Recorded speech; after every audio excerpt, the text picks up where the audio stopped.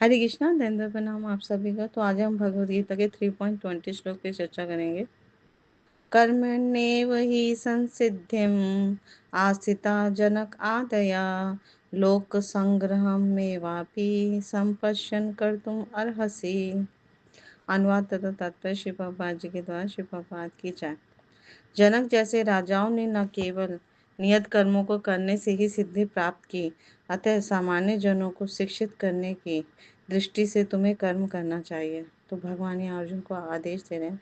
राजा जनक जो थे वो एक प्रसिद्ध राजा थे और संपूर्ण विश्व जो है उनके लिए आदरणीय थे, सम्मानित थे। तो नियत कर्म को करने से ही सिद्धि प्राप्त की। गृहस्थ आश्रम में रहते हुए भगवान की भक्त थे, परम भक्त थे और सिद्धि को प्राप्त कर गए। तो सामान्य जन को शिक्षित करने के लिए जो आम आदमी होता है उसकी उसके लिए उनके लिए तुम्हें कर्म करना चाहिए और एक आदर्श प्रस्तुत करना चाहिए। तो तात्पर्य में श्री प्रभुपाद जी बहुत समझा रहे हैं, बहुत सुंदर, कि जनक जैसे राजा स्वरूप सिद्ध व्यक्ति थे, अतः वे वेद अनुमोदित कर्म करने के लिए बाध्य न थे। तो भी वे लोग सामान्य जनों के समक्ष आदर्श प्रस्तुत करने के उद्देश्य से सारे नियत कर्म करते रहे। जिस वर्ण आश्रम में वो हुए थे उन्होंने उसके अनुसार, है ना, शास्त्रों के अनुसार कार्य किया ताकि लोग उनको फॉलो करें, अनुसरण करें और सही मार्ग पर चलें। तो जनक सीता जी के पिता तथा भगवान श्री राम जी के ससुर थे।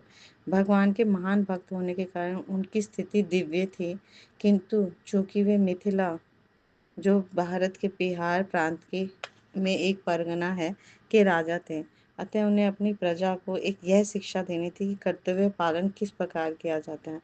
तो उन्होंने अपना कर्तव्य अच्छे से निभाया और अच्छे से भक्ति की ताकि प्रजा सीख सके कि राजा होने के साथ साथ भक्त बनना भी बहुत ज़रूरी है ना। एक आम आदमी अनुसरण करता है राजा का, जैसा राजा होता है वैसी प्रजा होती है। तो वो भगवान के भक्त थे, महान भक्त थे और श्री राम जी उनके है ना दामाद थे और सीता जी स्वयं उनके घर में प्रकट हुई थी। तो उनकी दिव्य थी स्थिति और मिथिला के राजा थे, फिर भी अपनी प्रजा को शिक्षा देने के लिए उन्होंने अच्छे से कार्य किया।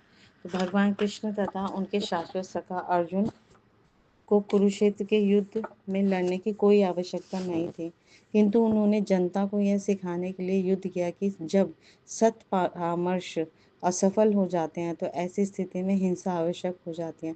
तो हालांकि भगवान जो है वो परम है, वो अपनी इच्छा मात्र से अधर्म का नाश कर सकते थे, है ना, साधुओं का जो धर्म की स्थापना कर सकते थे, पर उन्होंने एक जनता को सिखाने के लिए, आम आदमी को सिखाने के लिए ये युद्ध किया कि जब सारे सत्परामर्श असफल हो जाएं, है ना, तो ऐसी स्थिति में हिंसा आवश्यक हो जाती है। तो कुरुक्षेत्र युद्ध से पूर्व युद्ध निवारण के लिए भगवान ने भी सारे प्रयास किए, किंतु दूसरा पक्ष लड़ने पर तुला हुआ था। तो आप महाभारत देखेंगे, भगवान शांति दूत बन के भी गए और उससे पहले भी शांति समझौता भिजवाया अलग अलग तरीके से, पर फिर भी दुर्योधन माना नहीं, वो युद्ध के लिए तुला हुआ था। तो यद्यपि कृष्ण भावना भावित व्यक्ति को संसार में कोई रुचि नहीं हो सकती, है ना, तब भी वह जनता को ये सिखाने के लिए किस प्रकार रहना चाहिए, कार्य करना चाहिए, कर्म करता रहता है।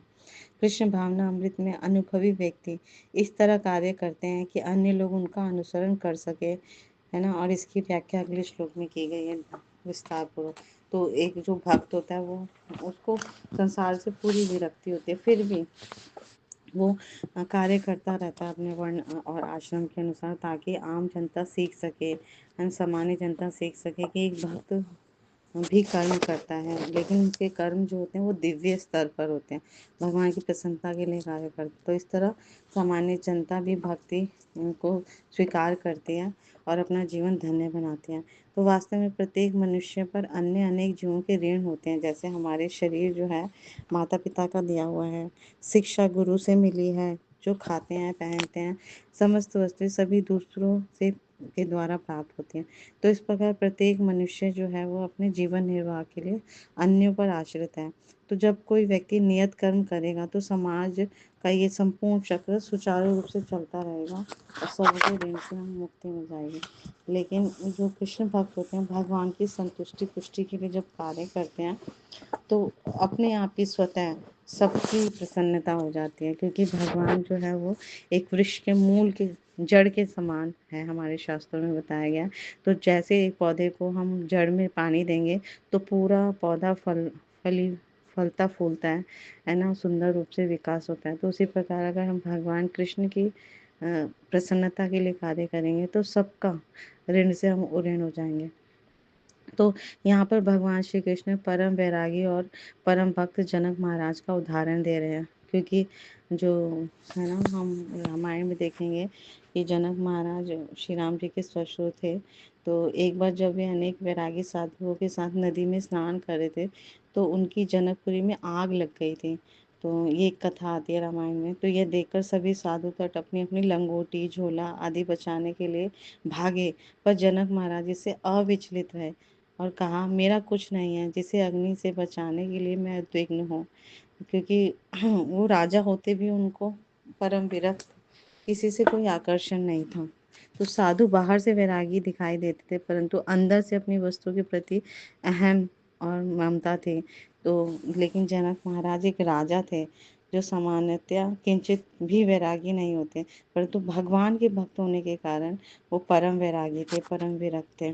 तो ऐसे जनक महाराज का उदाहरण देते हुए भगवान श्री कृष्ण कहते हैं कि उनके परम भक्त को किसी प्रकार का कर्म करने की कोई आवश्यकता नहीं होती, परंतु फिर भी जनक महाराज ने अपने नियत कर्मों को, कर्तव्यों को पालन किया ताकि सामान्य जन में एक आदर्श स्थापित हो, सामान्य जनता प्रजा अच्छे से सीख पाए कि हमें क्या करना चाहिए।